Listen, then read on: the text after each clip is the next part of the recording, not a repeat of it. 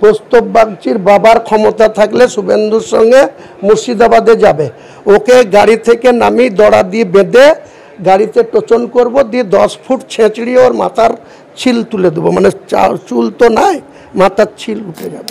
শুভেন্দু অধিকারীকে নিয়ে কি বলবেন, এই যে মন্তব্য এবং তার পাশাপাশি কৌস্তব বাগচির একেবারে সাম্প্রদায়িক মন্তব্য, কি বলবেন? ওই তো বললাম, কৌস্তব বাগচি আমাকে পাকিস্তানে পাঠাবে, নাই বাংলাদেশে জায়গা খুঁজতে বলেছে। তো কৌস্তব বাগচির বাবার ক্ষমতা থাকলে শুভেন্দুর সঙ্গে মুর্শিদাবাদে যাবে, ওকে গাড়ি থেকে নামিয়ে দড়া দিয়ে বেঁধে গাড়িতে টোচন করব, দিয়ে 10 ফুট ছেঁচড়িয়ে ওর মাথার ছিল তুলে দেবো, মানে চুল তো নাই, মাথার ছিল উঠে যাবে।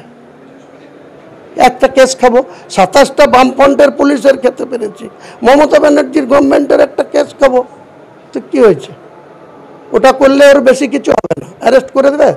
আমি 2009 সালের 26শে মার্চ একজন আধিকারিককে, আর এই যে এখন খাদ্য দপ্তরের লখনৌতে গোল্ড মেডেল পাওয়া আইএস পারভেজ আহমেদ সিদ্দিক, খাদ্য দপ্তরের প্রিন্সিপাল সেক্রেটারি, উনি ডিএম ছিলেন। তা উনি আমাকে একটা অপমানজনক কথা বলেছিল, আমি ওনাকে চ্যালেঞ্জ করেছিলাম, তারপরে ঘিরে রেখে দিয়েছিলাম ওনার একজন অফিসারকে, যতক্ষণ পারভেজ সিদ্দিক এটাকে না উড্র করবে ছাড়ব না। তারপরে উনি ডাক্তার ভরতলাল মিনা এসপিকে দিয়ে আমাকে 26শে মার্চ বেলা 11টায় ঘিরেছিলাম, বেলা 4টের সময় অ্যাডিশনাল এসপি, ডিএসপি, 4-5টা থানার অফিসারদের নিয়ে এসে আমাকে অ্যারেস্ট করলো, আমাকে সহ। আমি জেলা পরিষদের মেম্বার তখন, আমার পঞ্চায়েত সমিতির সভাপতি বিলকিস বেগম সহ আমাদের 18 জনকে অ্যারেস্ট করলো। 18 জনকে অ্যারেস্ট করে যখন গাড়িতে চাপিয়েছে, আমার এতই সাপোর্টার, এত বড় বড় পুলিশ অফিসার, এত পুলিশের স্ট্যান্ড, তারা ছুটতে লাগলো ইট, তারা যত রকম শক্তি প্রয়োগ করতে লাগলো, আর এরাও ব্লাঙ্ক ফায়ার এবং সেল ফাটাতে লাগলো। আল্লাহর কি মহিমা, আধ ঘন্টার মধ্যে কোনো মেঘ ছিল না, কিছু ছিল না, এত ঝড় উঠলো আর এত জোরে বৃষ্টি আসলো, এরা আর আমাদেরকে সেই গাড়ি থেকে নিয়েই যেতে পারলো না। 7:30টার পরে বহরমপুর থেকে আরও পুলিশের স্ট্রেন্থ এনে রাত্রিতে নিয়ে গিয়ে বহরমপুর লকআপে রাখলো। পুলিশ তো সাধারণত অ্যারেস্ট করলে যে থানার এলাকার ল অ্যান্ড অর্ডার প্রবলেম সেখানে রাখবে, পুলিশের এত হিম্মত হয়নি যে আমাকে ওখানে লোকাল থানায় রাখবে, বহরমপুরের থানাতে রাখলো। পরের দিন কোর্টে যখন ফরওয়ার্ড করলো, মনে হলো মাওবাদী নেতা ধরেছে আমাকে, আগে পিছিয়ে 10টা পুলিশের গাড়ি। আমি গিয়েছি, এমন 13টা নন ভ্যালুয়েবল সেকশন দিয়ে পাঠিয়েছে। আমি 82 দিন জেলে ছিলাম, আমি তবুও মাথা নত করিনি।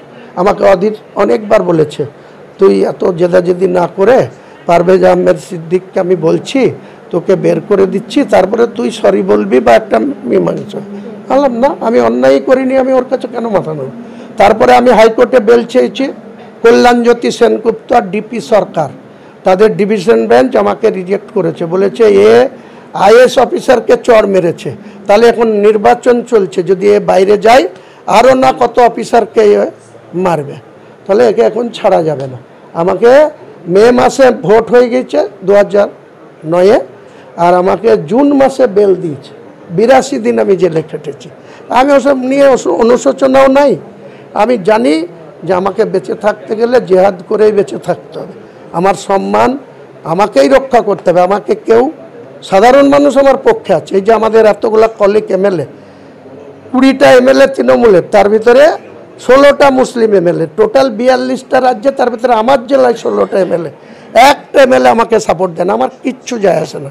হাজার হাজার মানুষ আছে আমার সঙ্গে, সে তৃণমূলেরও গ্রাসরুটের মানুষ, কংগ্রেসেরও গ্রাসরুটের মানুষ, যারাই লা ইলাহা ইল্লাল্লাহ পড়েছে, হুমায়ুন কবির ডাক দিলে তারা যা নিয়ে আসতে বলবো তাই নিয়ে হাজির হয়ে যাবে। ওই জন্য তো বলছি 1 ইঞ্চি হিলতে দেবো না শুভেন্দু অধিকারীকে।